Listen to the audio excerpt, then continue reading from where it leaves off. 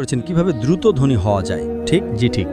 সেরা সমাধান 5 ওয়াক্ত সালাত আদায় করুন আর ফজরের আগে 2 রাকাত সুন্নাত মিস করবেন না।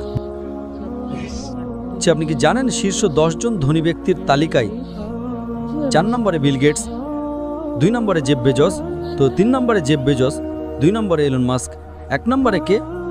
একজন মুসলিম যে ফজরের সালাত এবং সুন্নাত আদায় করে, সে এদের চেয়েও ধনী।